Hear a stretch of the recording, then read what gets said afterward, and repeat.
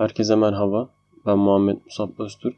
Bugün sizlere fotoğrafta keskinlik ve detaylarla ilgili bir modülden bahsedeceğim. Global Tone Map modülümüz bu. Şimdi fotoğrafımda temel ayarlarımı yapıp o modüle geçeceğim. Temel ayarlarımda ilk fotoğrafımın kadrajını oluşturacağım. Fotoğrafım eğik biraz, onu düzelteceğim.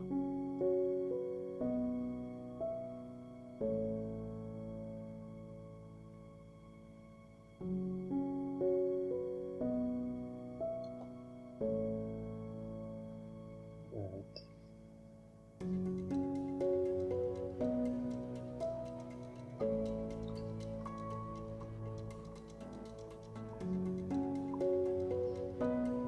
Daha sonra beyaz ayarını yapacağım fotoğrafımın.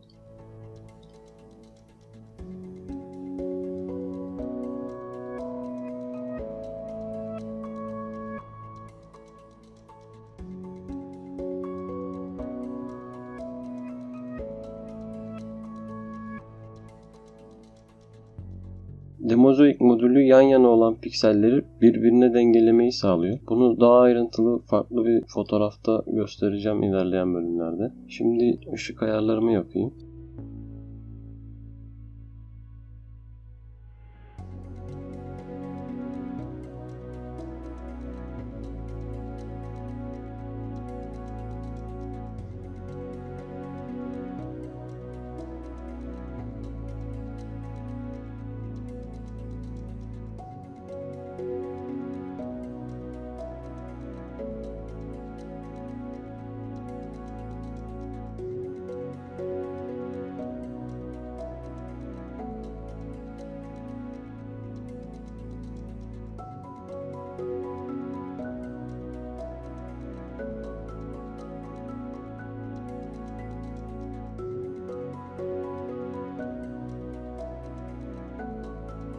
Şimdi renk ayarlarımı yapacağım.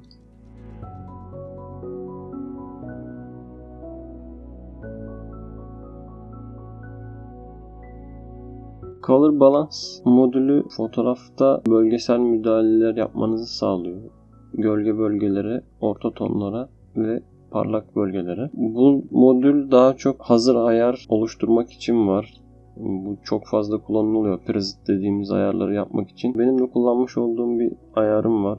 Turuncu turkuaz veya kahverengi turkuaz farklı tonlarla değerlendirilebilir. Tabi bu ayarlar her fotoğraf için direkt uygulandığında olacak diye bir şey yok.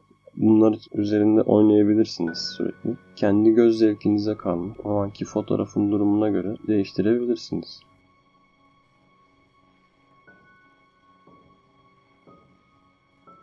Değişim şu anda çok belli olmayabilir ama kapatıp açtığımızda görebiliriz.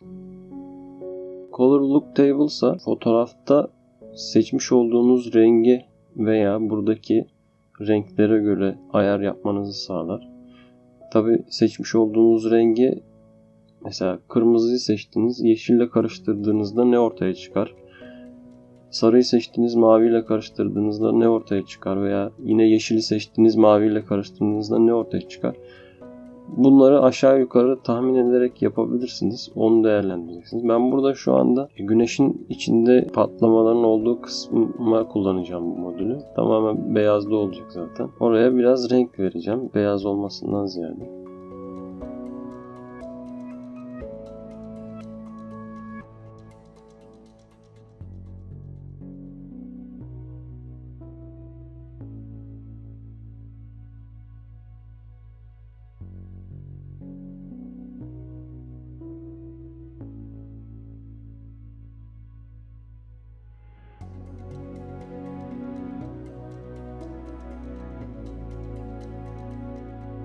Şimdi asıl konumuz olan Global Tone Map'e gelişebiliriz. Fotoğrafta netliğimizi ve keskinliğimizi ayarlayacağız burada. Aynı zamanda modül fotoğrafa belli bir parlaklık veya karanlık, yani kontrast etkisi vermek isterseniz bunu da sağlıyor. Şöyle bir açayım önce. Görelim ne yaptığını. Gördüğünüz gibi bir aydınlık geldi fotoğrafa. Bunu tabi değiştirebiliyoruz bu modülde. Gördüğünüz gibi. Ben şimdi zaten fotoğrafımız yeterince aydınlıktı. Onu kıstım. Bias değerinde.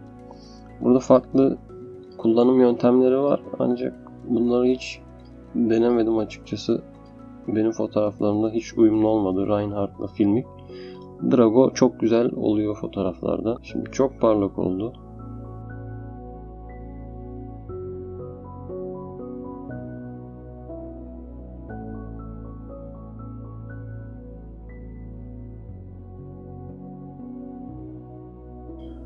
Bu haliyle ışık dengesi şu anda iyi fotoğrafımızda. Yani güneş zaten patlak. Onu yapacak bir şey yok. Burada şehrin detaylarını almak için böyle olması gerekti. Fotoğraf çekilirken böyle olması gerekti. Şimdi detaylara göstereceğim. En önemli kısım burası. Gördüğünüz gibi şu an bu durumda. Ve muhteşem bir detay veriyor ve fotoğrafı da diğer modüllere göre çok fazla bozmuyor. Çok kullanışlı ve çok hoşuma gitti açıkçası.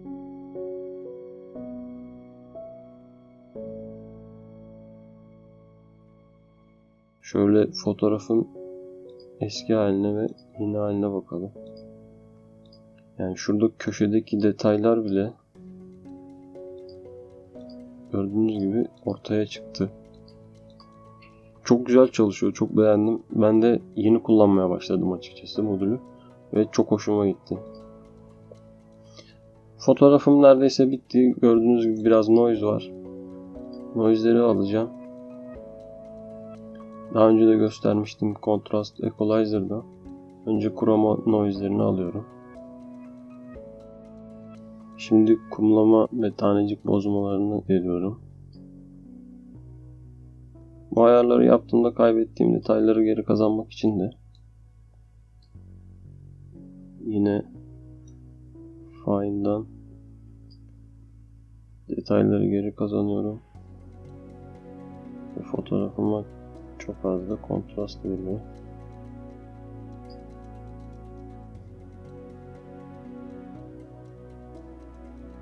Şöyle göstereyim sonucu.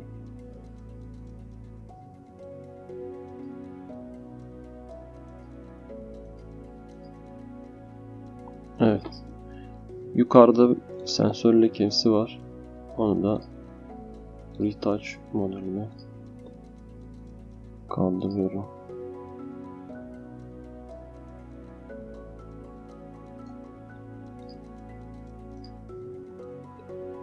Bugünlük anlatacaklarım bu kadar. Daha sonraki derslerde görüşmek üzere. Hoşça kalın.